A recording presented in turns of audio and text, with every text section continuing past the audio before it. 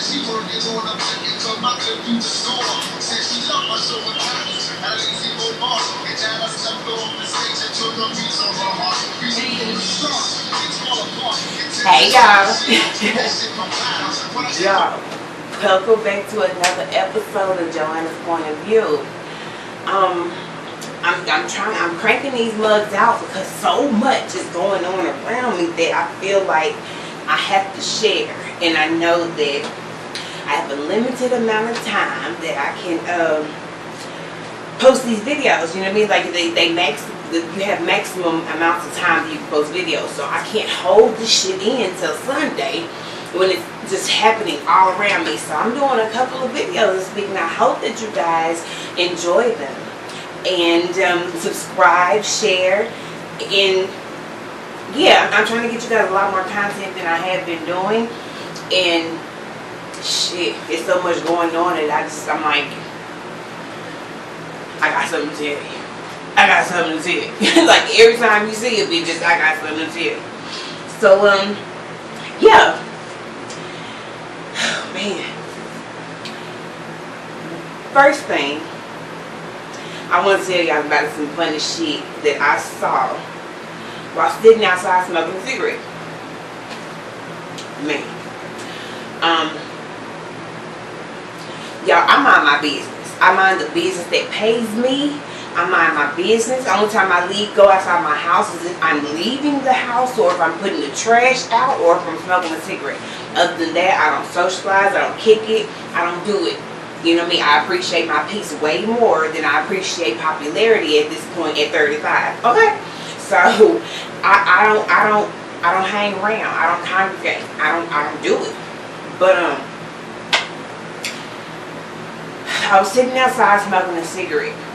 And it was early. It was pretty early in the morning too. I think it was like maybe 9, 10 o'clock in the morning.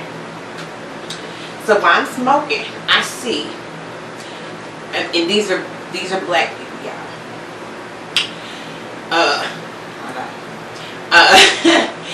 The neighbor to my right came outside and confronted the neighbor to my left.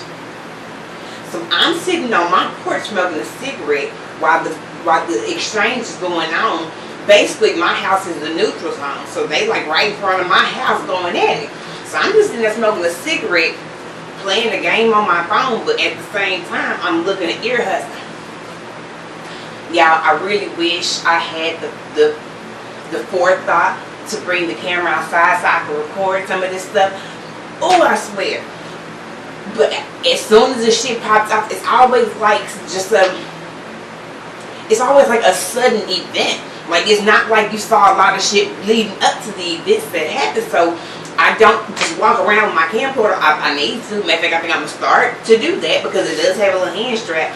But y'all don't get to see some of this bullshit, but I'm here to tell you that. So I'm gonna tell you what I saw. Now, the neighbor to my left has a vehicle. The neighbor to my right does not. But the neighbor to my right has a little old ugly boyfriend. And the neighbor to my left does not. So apparently, from what I gathered from watching the confrontation, I'm just going to tell y'all what I saw. So the girl from over here comes out and she was like, excuse me. And she walking from her yard to mine. I mean, through mine to get to over there. Excuse me. The lady like, yeah, what's up? She was like, I know that you know that old dude is my man, right? And she was like, okay. You know what I mean? Like, okay. She was like, so why every time you see him walk into the store or something, you always stopping and asking him if he want to ride? He already told you the first time you asked him that he didn't want to ride from you. But every time you see him, you still ask. You didn't ask my man if he want to ride 3 times, and he done told you every time no. So So now you disrespecting me. So the other lady, like, she was like, actually, it's been way more than 3 times. So, you know, he's not reporting back all of them to you if you only know of 3. She was like, but it's hot as fuck outside. And if I see a young black man walking to and from the store and it's hot as fuck outside, I'm going to ask him, do he want to ride? She was like, well, don't ask my man if he want no ride no more. Because he already told you no several times and you being disrespectful to me. The other girl was like, girl, bye. She's like, I ain't trying to hear that bullshit. She was like, matter of fact, next time I see him, I'm going to ask him if he want to ride too. Because you, little mama, do not run shit over her. Now, it was at this point that the neighbor from my right, who had started to walk up towards the lady on my left, she's now retreating. She's walking backwards. And me, I already know what that is because I've seen it happen a multitude of times. You thought you was going to come over there with the rah-rah and get in this girl's face about some bullshit and you was going to make her curl like a bitch made dog. That's what you thought was going to happen. But when this motherfucker told you, actually, bitch, you are really downplaying the numbers because it's been many more times than 3 and I'm going to do it the next time I see him because I can. And that caught your ass off guard because you like, wait, this bitch is not bagging down. Like, she's like, what's up with it? Like, I need to start bagging up. But you know you're not going to bag up and not still talk shit. So she bagging up, still talking shit. Mind you, this is the scary black girl starter kit. This right here. Because the whole time that she was confronting this lady, she's on the phone. So, she's now retreating back to her own goddamn yard. And the lady was like I said, you don't run shit over her. I'm a grown ass woman. It's my car, it's my mouth. If I see him and I want to give him a ride and I want to ask him if you want to ride, I'm going to do that. She was like, so you're not changing nothing over her. Don't nobody want your little ugly ass boyfriend. But since it bothers you so much, every time I see that nigga walking, I'm going to ask him if you want a motherfucking ride. Because it bothers you, bitch. Now,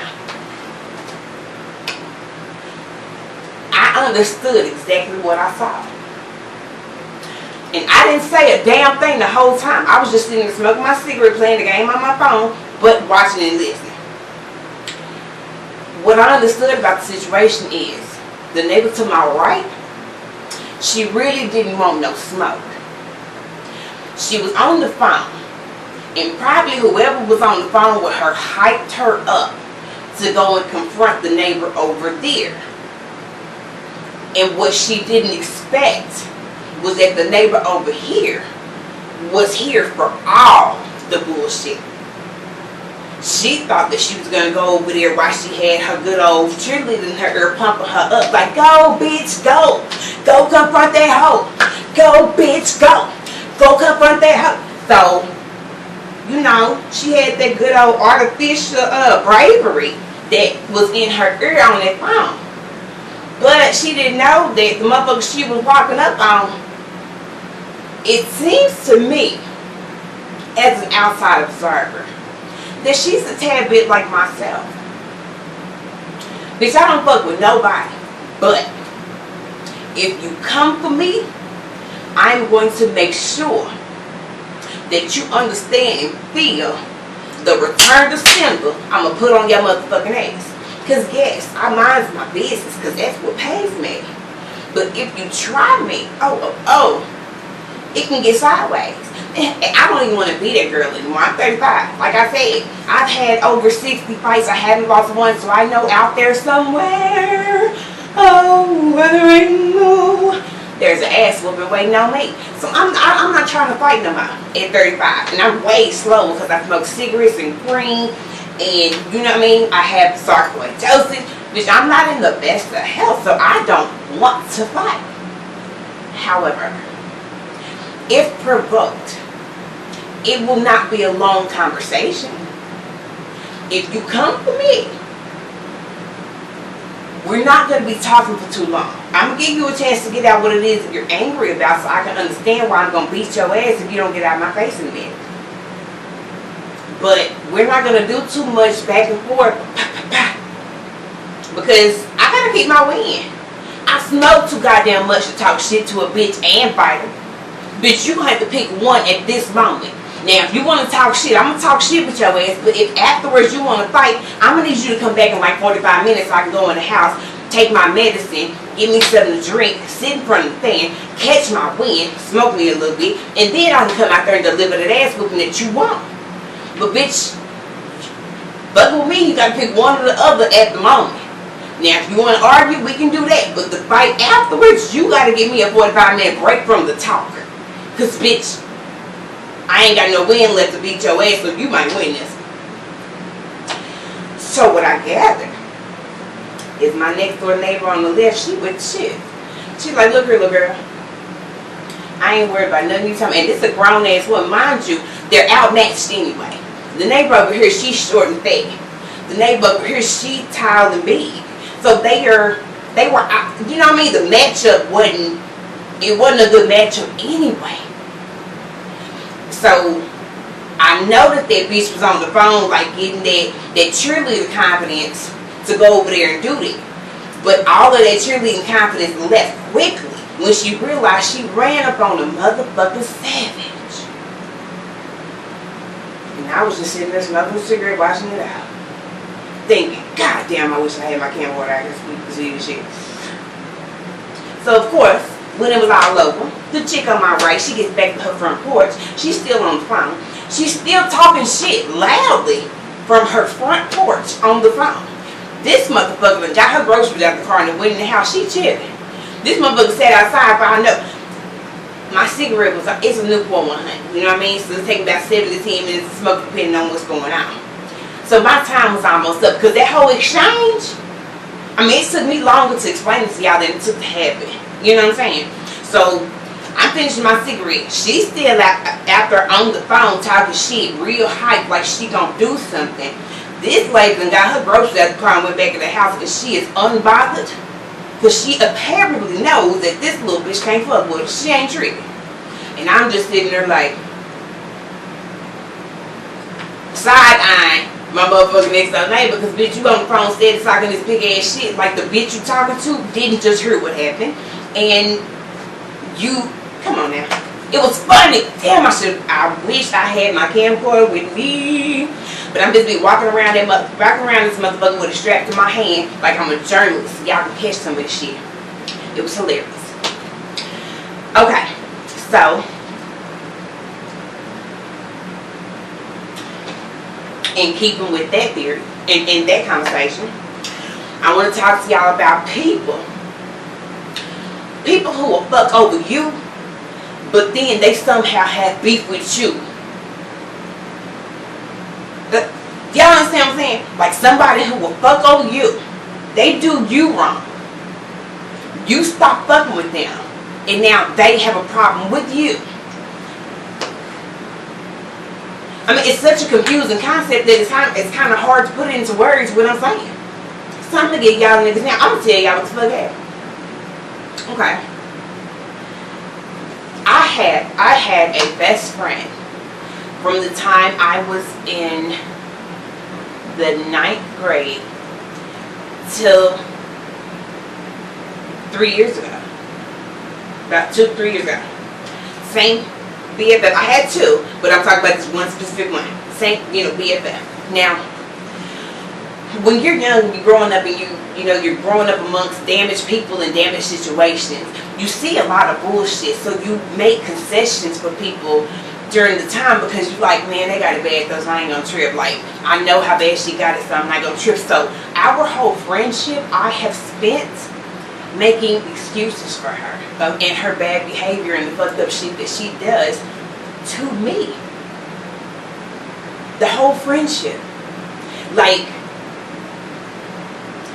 I'm not even gonna get inside of it. It don't matter. So the situation was the final straw that broke the camel's back, because nigga, it was a whole lot of straws. When I tell you the camel was already overladen with straw, like it should have been down for the count a long time ago, but I'm a stubborn ass camel. So it took me a long ass time, talking like 20 years, to finally see a bitch for who she really was.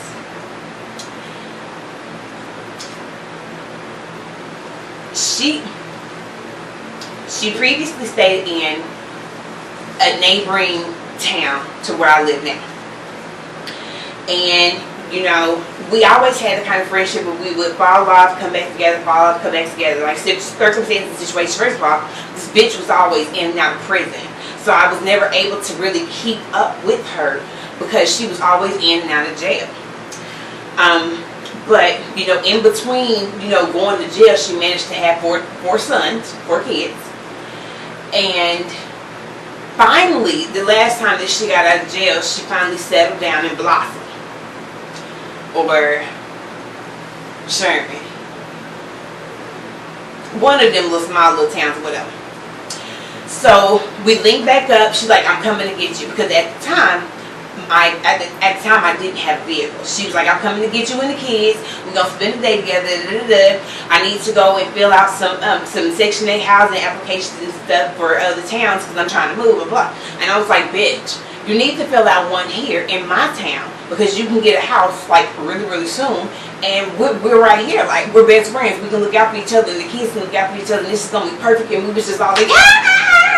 You know what I mean? Like, we was all excited about the thought of being back together again. So we went and did all our errands and everything. We ended up going back to her house. She's like, listen, y'all just spend the night. I'll take you home in the morning. I'm like, okay. So we chill, we smoke, and, you know, all this, that, and the other. We ended up, during that visit, we ended up getting into it. Because she had asked me when it was time for us to go to bed if my son peed the bed. My son does not pee the bed. Now, has he ever peed the bed? Yes. If there's certain circumstances that work against him, he might pee the bed. But he's not a bedwetter. So I was like, no, he doesn't wet the bed. She was like, oh. So we all get over there and we're going to sleep in there. You know, everyone's getting ready to sleep. My son's sleeping on the couch with me. And I'm laying there and I feel something warm and wet start to cover me. And I said, oh shit. And I knew exactly what happened. She has a house that was it's pretty much like a tenement house. It has like stone floors, so it's really cold, and then she keeps the AC on like 60 all day long, so it was freezing in there. And I already knew that. My son didn't want to get the fuck up. He was asleep. He was like, it's too cold, bitch, I'm going. So I was just like, oh shit. I just told this bitch that he don't pee in the bed. This nigga just made me out to be a lie right now. So I went back there. I bit the bullet. I woke up. I was like, stay. I need to use your washer and dryer. Blaze peed on the couch. She has a fit. When I tell you it's like 5 o'clock, 6 o'clock in the morning, and she gets up and she is ranting and raving. I asked you. She has a really deep voice. I'm telling you, deep voice.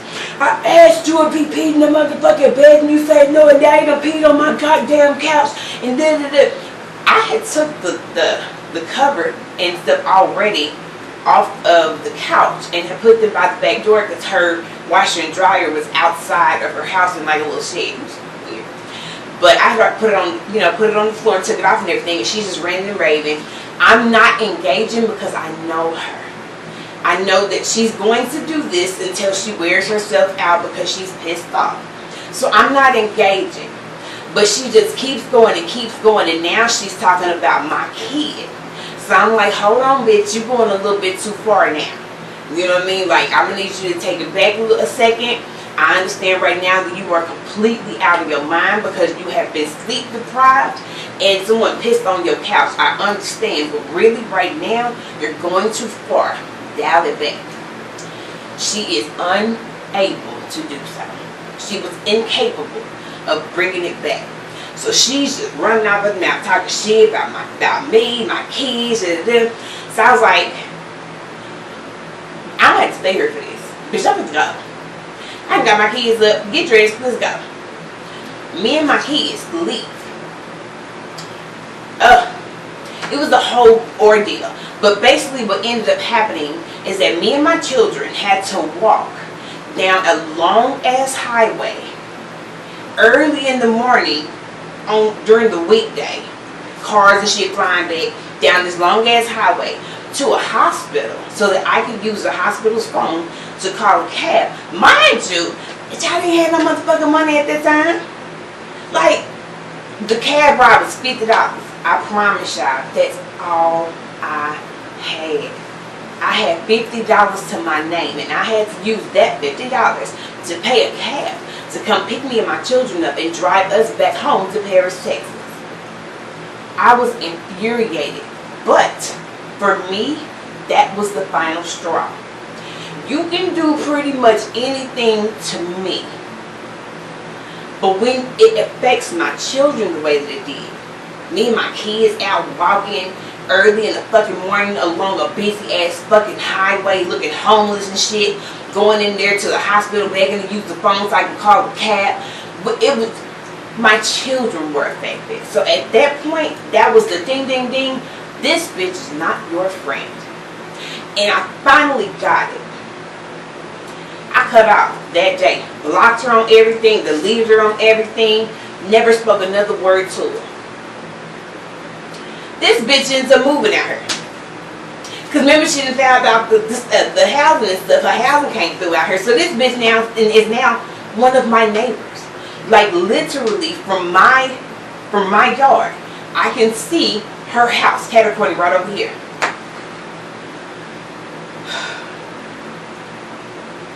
At first, when she first moved over here, it was like, I did not fuck with her. I said I never was going to fuck with her again, so that didn't change for me.